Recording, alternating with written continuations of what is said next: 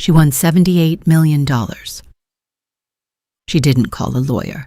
She didn't buy a mansion. She cooked a roast beef dinner and invited her entire family. Not one of them came. So she gave $60 million to strangers, packed one suitcase, and disappeared onto a ship with no return ticket. This is the story of what happens when a woman finally stops waiting to be loved and chooses herself instead. Eleanor Margaret Hale had not moved the mahogany dining table in 43 years. It had witnessed every Christmas morning, every birthday cake, every tear-stained homework crisis, and eventually the slow, aching departure of the people she loved most. First it was Michael, to Seattle, for software, then Sarah, to Denver, for a man who would become her ex-husband. The grandchildren stopped climbing onto her lap around the same time they discovered Instagram. Monthly weekends became strained holiday obligations. Strained obligations became sporadic phone calls that always seemed to drop when she mentioned visiting. She was 68 years old, widowed for 6 years, living in a 4-bedroom colonial in suburban Connecticut that echoed with the ghosts of piano recitals and teenage arguments. She talked to the television. She kept her phone charged and volume high, waiting for rings that rarely came. The loneliness had become a physical weight, a heaviness in her chest that no amount of gardening or book club meetings could lift. The impossible happened. She checked her ticket while drinking her morning tea. When she realized what she was seeing, the cup shattered on the tile floor, brown liquid seeping into the grout like spilled secrets. $78 million. For 3 days, she sat in the silence of her good fortune and told no one. She wanted to do this right. This money, she decided, would be a bridge, not a bribe, a foundation. She would pay off Michael's student loans from his failed MBA. She would buy Sarah the art studio she had always dreamed of, but could never afford as a single mother. She would establish trusts for the grandchildren, college funds, travel, whatever futures they imagined. Most importantly, she would gather them all. She would cook the roast beef they loved, the Yorkshire puddings that had been her mother's recipe, the apple pie with the lattice crust. She would tell them face to face, watching their eyes widen, feeling their arms around her neck for the first time in years. She would be necessary again. She would be present. She spent $400 at the butcher. She polished the silver. She washed the good linen, the ivory tablecloth with the slight stain from Sophie's 5th birthday party, the one shaped like a grape juice butterfly. She set 7 places with the 8th left empty for her late husband, Richard, because some traditions persist beyond reason. She sent the invitations via text and email, formal yet warm. Sunday dinner, 4 p.m. I have wonderful news. Please come. Love, Mom/Grandma. The responses trickled in with the efficiency of dismissals. Michael wrote first. Hey Mom, sounds great, but can't swing it. Quarterly reviews are brutal right now. Maybe Thanksgiving? Sarah called, her voice carrying the strained cheerfulness of someone negotiating with a creditor. Oh, Mom, Sunday's impossible. The kids have soccer playoffs, and honestly, the drive with Oliver's car sickness. Nightmare. Next time, for sure. Emma had a sorority event. Jack was chilling with friends. Sophie had a migraine. Oliver simply didn't respond. Eleanor stood in her kitchen at 9 o'clock on Sunday morning, the roast already seasoned, the house smelling of rosemary and thyme. She waited until 4, then 5, then 6.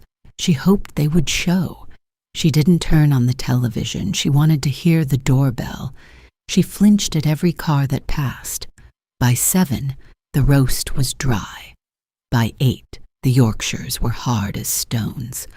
By 9, she sat alone at the head of the table, the 7 other chairs gaping like open mouths, and she ate a slice of cold apple pie with her fingers, not bothering with a plate. The loneliness she discovered had mutated. It was no longer a gentle ache. It was a sharp, clean blade. She had offered them everything, her home, her heart, her abundance, and they had chosen other rooms, other tables, other lives. 2 weeks later, Eleanor walked into the offices of Hartford Children's Hospital with a cashier's check for $60 million. She established the Richard and Eleanor Hale Foundation for Pediatric Care, endowing a new wing, funding scholarships for nurses. She donated another $10 million to the local animal shelter, the library, and the community center where she had volunteered for years. She kept $8 million, enough to be comfortable, enough to be safe, but not enough to be a magnet. Then she called a travel agent and booked a world cruise.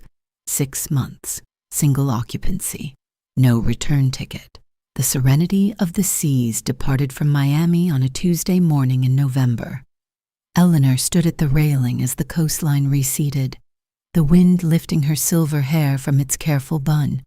For the first time in a decade, she did not check her phone. She had left it on the kitchen counter, plugged in, volume high, next to a note that read simply, "I have gone to find out what I am like when no one needs anything from me. Be well. E." She was, it turned out, quite good company.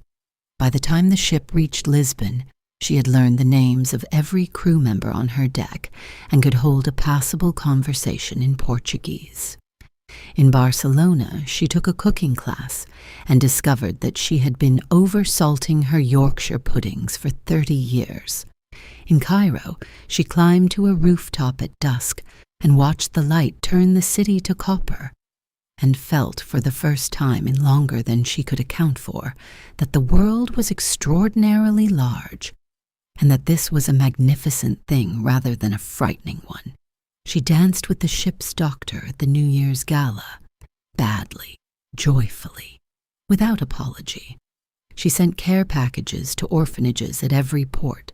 She read novels until 2 in the morning and slept until 9. She wrote in a journal she had bought in a market stall in Marrakesh, filling its pages not with grief, but with the small accumulating evidence of a life that was not finished. She did not write home. She was not hiding. She was, at last, arriving somewhere. They found out on a Sunday, exactly 1 month after the dinner that never was. Michael was scrolling through the Hartford Current online while eating takeout Thai food in his Seattle condo, between meetings, having overstated the demands of his schedule to his mother, as he now could not stop remembering. The headline stopped his chopsticks mid-air. Local widow donates lottery millions to Children's Hospital. Embarks on solo world cruise. There was a photograph. Eleanor looked different. She wore a turquoise silk scarf instead of her usual cardigan. She was laughing at something off camera, her head thrown back, the lines around her eyes suggesting sun rather than sorrow. She looked, Michael realized, with a gut punch of recognition, like the mother he remembered from his childhood, the one who built forts and played flashlight tag, before he'd become too busy to remember she was still alive. Sarah saw it on Facebook, shared by a high school acquaintance. She read the article 3 times, her coffee growing cold. She stared at the photograph of her mother's hands, capable hands, cooking hands, hands that had braided her hair, and remembered the Sunday she had chosen soccer over the woman who had driven her to every practice for 10 years. The guilt arrived simultaneously, a tidal wave hitting 2 different coasts. They called each other first, Michael and Sarah, an alliance of panic. She won the lottery. She tried to give it to us. We didn't come. She gave it away. She's gone. They called her phone. It rang and rang in the empty house, the sound vibrating against the unused china in the cabinet. They called the travel company. Privacy laws protected her itinerary. They hired a private investigator who could only confirm she was somewhere between Singapore and Sydney, and that she had requested no forwarding address for mail. Emma, the oldest grandchild, drove to Connecticut to check on the house. She told herself it was practical, that someone needed to water the plants. She found the note on the kitchen counter, beside the silent phone. She read those plain, careful words. "I have gone to find out what I am like when no one needs anything from me." She felt their weight settle over her like a verdict. She sat down on the floor where the teacup had shattered weeks before, and she wept for 45 minutes. They tried to find her. Oh, how they tried. Michael sent emails to the cruise line daily, begging for a cabin number, a forwarding address, anything. Sarah posted in Facebook groups for world cruisers, attaching photos of Eleanor, pleading for sightings. The grandchildren wrote letters, actual handwritten letters, the first in years. They mailed them to the house, where they accumulated in the mailbox like snowdrifts, unread. 6 months later, a postcard arrived. It was from Auckland, New Zealand. The picture showed a fjord, dark water cutting between green mountains. On the back, in Eleanor's familiar cursive, were only these words: "I am learning to waltz. The stars here are different. I hope you are well. Do not look for me. Look after each other." They held it like a holy relic, passing it between them on a conference call that lasted 3 hours, recounting every excuse, every missed Sunday. Every time they had let her voicemail reach its message, they understood, too late, that she had never wanted the money to change her life. She had wanted it to change theirs, to bring them back to the table where they had once been a family. Michael flew to Connecticut and sat in the empty dining room, in the chair he'd claimed as a boy, running his fingers over the grape juice butterfly on the tablecloth that was still there after all those years. Sarah planted daffodils in the garden, crying as she worked the soil her mother had tended alone for so long. The grandchildren began visiting the hospital wing that bore their grandparents' names, volunteering on Saturdays, sitting with sick children who craved attention the way their grandmother had craved theirs. On the first anniversary of the dinner that never happened, the 6 of them gathered at the mahogany table. They cooked the roast beef themselves, using the recipe card they found in Eleanor's box, stained with decades of her fingerprints. They set 8 places, 1 empty for Richard and now 1 empty for Eleanor, not because she was gone, but because she had finally gone somewhere they could not follow. And where, they understood with a clarity that was almost unbearable. They had told her in 1,000 small and careless ways that she was not wanted. The Yorkshires didn't rise. The apple pie was too sweet. But they sat there until midnight, talking, really talking for the first time in years, filling the chairs that had always been theirs, in the room that had always been waiting. Outside, the first snow of the season fell softly against the windows. Inside, the candles burned down to nothing. And somewhere on the far side of the world, on a ship crossing dark water toward a horizon that required no witness, Eleanor Margaret Hale was dancing. If this story stayed with you, share it with someone who needs to hear it today. And if you haven't already, subscribe. New stories every week. Stories about quiet strength, second chances, and the people we underestimate.